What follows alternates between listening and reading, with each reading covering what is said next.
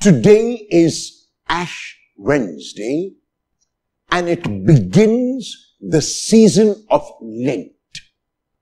The season of Lent is a period of 40 days till Holy Saturday, but not counting the 6 Sundays which come in between, because on Sunday we celebrate the resurrection of the Lord.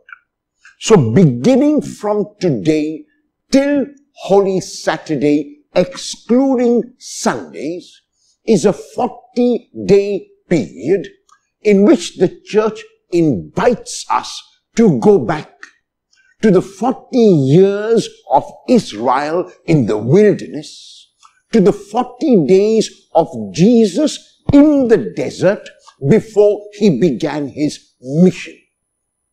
The readings chosen during the season of Lent are all an invitation to each one of us to make an introspection about our relationships with ourselves, first of all, our relationships with others, and our relationship with nature, the environment, and our relationship with God.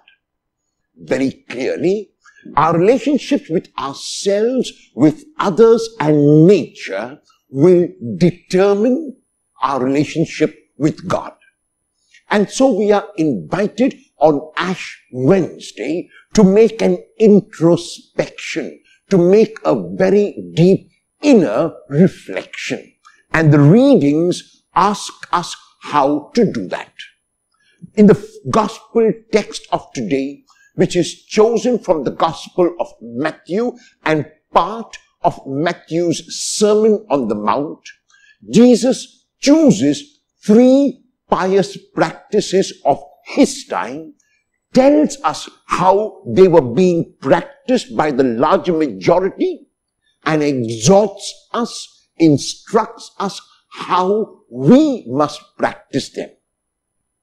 These 3 practices are almsgiving, prayer, and fasting. When Jesus speaks about almsgiving and he talks about how usually people give alms, he says that people usually like everyone to know that they are giving alms. Their almsgiving is ostentatious. Their almsgiving is showy. Their almsgiving is done to win the admiration of those who see them and to try to win their favor. However, Jesus speaks to his disciples and exhorts them that when they give alms, they must do it in secret, and he uses a very beautiful way of saying this when he says, the left hand of the person must not even know what the right hand is doing. The almsgiving must be in secret, and the Father who is in heaven and sees everything, including what is done in secret, will become aware of the almsgiving. The second point which Jesus takes of the pious practice is prayer. Often people would stand in the synagogues at the time of Jesus and make prayers in show to everyone watching them. They would go as close as they could possibly go, and they would stretch their arms out and even sometimes mouth prayers loudly, talking as if God could not hear. The reason why they would pray in that manner more often than not was to impress people that they were holy, that they were righteous, that they were prayerful.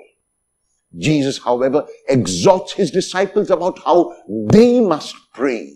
He says, the prayer must be in secret. No one should know that you are praying. When you do your prayer, when you make your prayer in secret, the Father is aware of that. And so the prayer must be in a private place as far as possible. The prayer must be not so much in an external private place, but in the private place of one's heart. One's life then becomes prayer. And while prayer can be recited, while prayer can be spoken, while prayer is verbal, prayer largely is action. In other words, my prayer must make me a better person. My prayer must make me a more loving person. My prayer must make me a person who reaches out. If I regard myself as a prayerful person, it is not because I spend hours reciting or mouthing or verbalizing prayers. It is because besides doing that, I also let my prayer transform my life. I become more giving. I become more serviceable. I reach out more because of my prayer. If my prayer is not changing me, if my prayer is not making me more loving and giving, then I need to reflect on whether I am really praying. Because prayer is the means to reach God. Prayer is the means to implore and petition God to transform my life. And if my life is being transformed on a daily basis because of my prayer, which is done in secret, then that prayer is not only efficient, it is also efficacious. The third pious practice which Jesus speaks about is fasting. Often when people fast, they like people around them to know that they are fasting. Their fasting is a very external fasting. They make sure that people are aware that they have really made this fast. They have done this fast as if they were doing God a favor by fasting.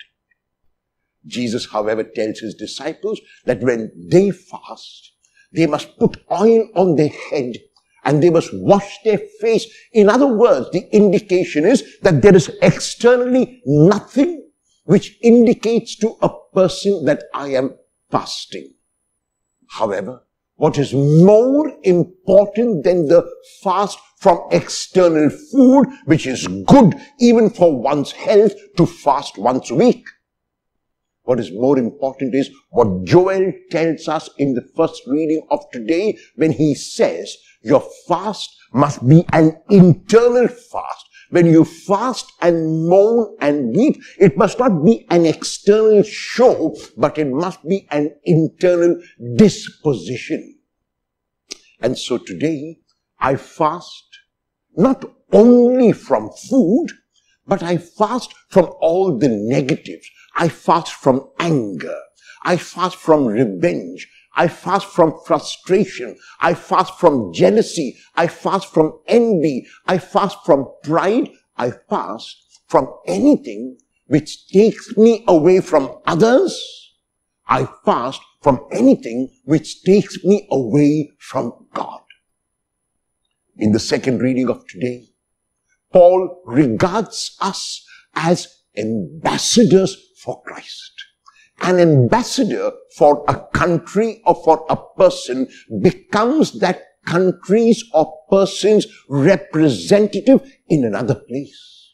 So when Paul tells us and exhorts us not to lose sight of this privilege which we are given to be ambassadors for the Lord, this is what he means. Not merely that our verbal proclamation of the Lord is enough, but we must show that we are ambassadors by the actions that we perform. Then others who see us as ambassadors of Christ will ask us who we are and why we do what we do. And that would be the time to communicate the Lord of the universe to everyone who wants to know him. As we enter the season of Lent, I invite you to focus on these 3 pious practices in your own life and maybe others that you might want to reflect on and ask yourself whether your focus is only or primarily on the external of almsgiving, of prayer and of fasting, or whether you are going to internalize these like the prophet Joel asks us to do, so that the Lord may look at us and others may look at us and be inspired that we are ambassadors for Christ. I wish each one of you a holy and blessed season of Lent.